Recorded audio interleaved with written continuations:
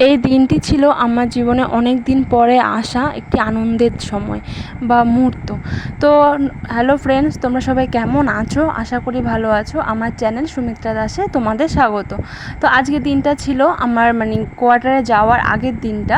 তো যেহেতু তোমাদেরকে ফার্স্টে আমি দেখিয়েছি যে ফৌজিবাবু কোয়ার্টার নিয়ে নিয়েছে, আর তারপরে আমাকে বলেছে জামাকাপড় সব প্যাকিং করতে, তো সব প্যাকিং করে ফেলেছি। আর এটা ছিল পরের দিন সকালবেলা, যেদিন আমি বেরোবো।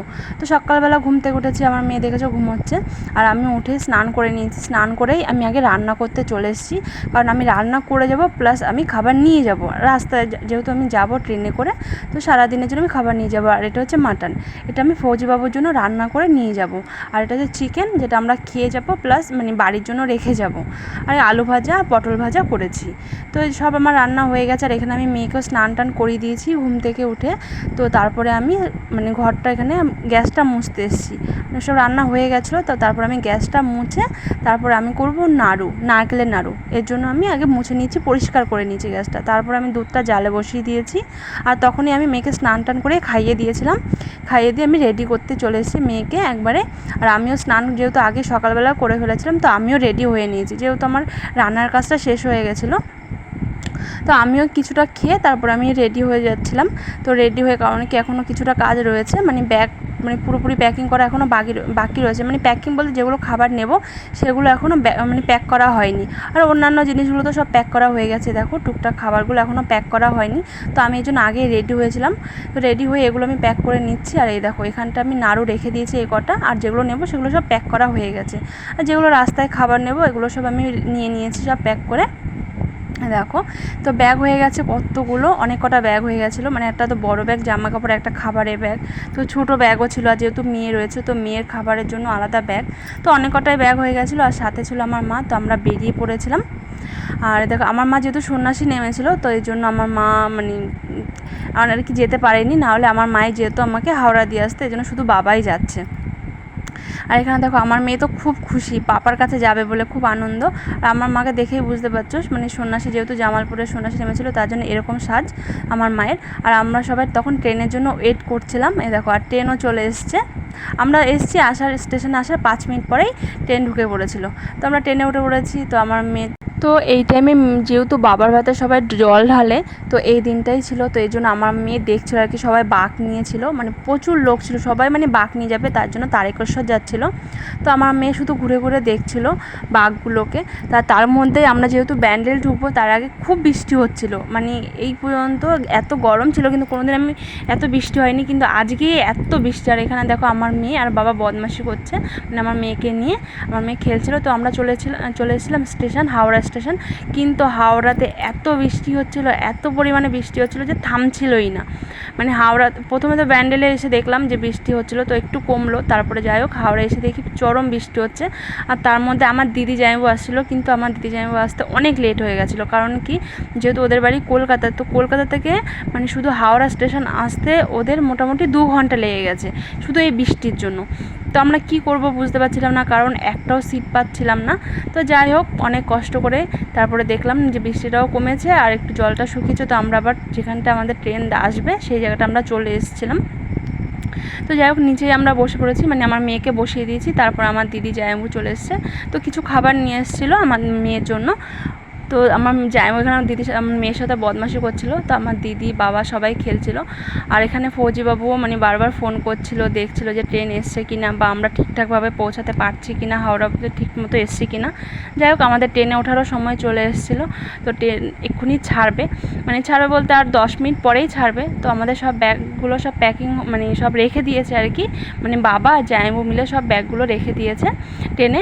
আর শুধু আমি আর আমার মেয়ে তো ওয়েট করছি কখন ট্রেনটা ছাড়বে। আর তারপরে না, সবচেয়ে বেশি খারাপ লাগলো আমার মেয়ের, যেহেতু যখন ট্রেনটা ছেড়ে দিচ্ছিলো, আমার মেয়ের কান্না দেখে আমার বাবা কান্না করে দিয়েছিল। তো ওই সিনটা আমার দেখতে খুবই খারাপ লাগছিলো। যাই হোক, আর আমার দিদিরও মন খারাপ হয়ে গেছিলো, আর আমার বাবা তো পুরো কান্নাই করে দিয়েছিল, আমার মেয়েও কান্না করছিল। তো মনটা একটু খারাপ লাগছিলো যে এত দূর যাচ্ছি, বাবা এতক্ষণ আমাদের সাথে ছিল আর এখন বাবাকে ছেড়ে যাচ্ছি, তো এটা নিয়ে একটু খারাপ লাগছিলোই। যাই হোক, তারপরে ফৌজিবাবু কী করলো, সাথে সাথে ক্যান্টিন চলে গেল, আমাদের ট্রেনও ছেড়ে দিয়েছে, আর ফৌজিবাবু ক্যান্টিন থেকে আমাদের জন্য খাবার নিয়ে এসেছিলো, যেহেতু আমরা কালকে পৌঁছাবো তো এর জন্য আগেই খাবার টাবার নিয়ে এসেছিলো। আর আমার মেয়ে না তারপরে ঘুমিয়ে পড়েছিল, তো কিচ্ছু আমি আমার মেয়েকে খাওয়াতে পারিনি। আর এখানে আমাকে খাবার দিয়ে গেছে, মানে তখন টিফিন দিয়ে গেছিলো ট্রেনে, যেহেতু খাবারও বুক করা ছিল, তো এই জন্য খাবার দিয়ে গেছে। কিন্তু আমার মনটা খারাপ লাগছিলো যে আমার মেয়েটা কিচ্ছু খেতে পারেনি, রাস্তাও কিচ্ছু খায়নি সেরকম। তো আমি শুধু অল্প কটা ভাত খাইয়ে দিয়েছিলাম মানে রাস্তায়, আর কিচ্ছু খায়নি, তাও দুপুরবেলা খেয়েছে। আর সন্ধ্যেবেলাও কোনো খাবার খায়নি, আর তার সাথে রাতেবেলাও কোনো খাবার খায়নি। তো একবারে উঠেছিল সকালবেলা। তো আমি কি করব, আমাকে একাকাই খেতে হবে, কিছু করার নেই। তো আমি এখানে একাকাই খেয়ে নিয়েছি। আবার যেখানে চা দিয়ে গেছিলো, ব্রেড দিয়ে গেছিলো, তো এগুলো খাওয়ার পরে ফৌজিবাবুকে ফোন করেছিলাম। তো ফৌজিবাবুর সাথে একটুখানি কথা বলছিলাম, কথা টথা বলে তো আমি একটুখানি শুয়েছিলাম। তো শোয়ার পর রাত আবার দেখলাম খাবার নিয়ে এসছে, রাতের ডিনার। তো এখানে ছিল রাইস ছিল, আর ছিল রুটি ছিল, আর যেহেতু ভেজ ছিল মানে আমি চিকেন মাটন কিচ্ছু নিইনি, এগ কিচ্ছু নিইনি। আমি এখানে নিয়েছিলাম পনিরের তরকারি নিয়েছিলাম, কারণ রাস্তায় তো আমার ঠিক ভালো লাগে না খেতে, মানে কেমন একটা লাগে। তো যাই হোক, এগুলো নিয়েছিলাম। আর রাতটা হয়ে গেছিলো, সবাই ঘুমিয়ে পড়েছিল, কিন্তু আমার ঘুম আসছিল না। আর এখন দেখো পুরো ভোর হয়ে গেছিলো, আমি সারাটা রাত বসেই ছিলাম, এভাবেই শুয়েছিলাম আর কি, না ঘুমিয়ে। তো তার মধ্যে আমি সকালবেলা আমি মেয়েকে তুলে দিয়েছি, কারণ সারা রাত ঘুমিয়েছে, কিচ্ছু খাইনি। তো সকালবেলা মেয়েকে তুলে দিয়েছে, মেয়েকে আমি আগে একটুখানি খাইয়ে দিয়েছিলাম, যেহেতু বিস্কুট দিয়েছিলো, আর বিস্কুট আমি নিয়েও এসেছিলাম। আর রাতে যে চিপসের প্যাকেট দিয়েছিলো, চিপস না, ওটা কী বেশ চিড়ে ভাজা ছিল। তো যাই হোক, আমার মেয়েকে যতটা পেরেছি আমি খাইয়ে দিয়েছি। তারপরে আমার মেয়ের বদমাশি শুরু হয়ে গেছে সকালবেলা, মানে আর ভাল লাগছে না ওর বাবার জন্য, শুধু আমাকে একটাই কথা জিজ্ঞেস করছিল, পাপা কখন আসবে, পাপা কখন আসবে। তো তারপর আবার জুস দিয়ে গেছিলো কিছুক্ষণ পরে। তো আমার মেয়ে খাবে না, ওর ভাল লাগছে না, যেটুকু পেরেছি কষ্ট করে খাওয়ালাম, আর কিচ্ছু খাবে না। আর তারপরে আমাদেরকে দিয়ে গেছিলো ব্রেড আর হচ্ছে গিয়ে তোমার ডিমের অমলেট, কিন্তু আমার মেয়ে কিচ্ছু খেলো না। যাই হোক, আমি একাকাই খেলাম। আর এখানে হচ্ছে গিয়ে আমার মেয়ে যে ট্রেনে যারা ছিল নিচে, ওদের সাথে না বদমাশি করছিল, বারবার ওদেরকে ডাকছিল, বদমাশি করছিল। তার মধ্যে আমরা দেখো তোমার দিল্লি স্টেশনে পৌঁছে গিয়েছিলাম, আর দিল্লির সবাই নামছিল, তার জন্য ফৌজিবাবু মানে ঢুকতে পারছিল না, গেটেই দাঁড়িয়েছিল। যাই হোক, সবাই নেমে গেছে, তারপরে ফৌজিবাবু এসছে। আর আসার পরে তো আমার মেয়ের রিয়াকশানটা জাস্ট মানে দেখার মতো ছিল, যেটা আমি মানে দেখাতে পারিনি তোমাদেরকে, মানে কেমন রিয়াকশানটা ছিল। তো ফৌজিবাবু দেখো বেশ খুশি ছিল, আর আমিও ফৌজিবাবুকে দেখে খুব খুশি। তো তারপরে আমরা নেমে গেছি ট্রেন থেকে, নামার পরে তো আমরা এখন যাচ্ছি মানে মেট্রোর দিকে যাব, মেট্রোতে। তো মানে ফার্স্ট টাইম দিল্লিতে এসেছি, তো সেটা ছিল আমার মানে লাইফে ভীষণ বড় একটা দিন, আর খুবই আনন্দের দিন।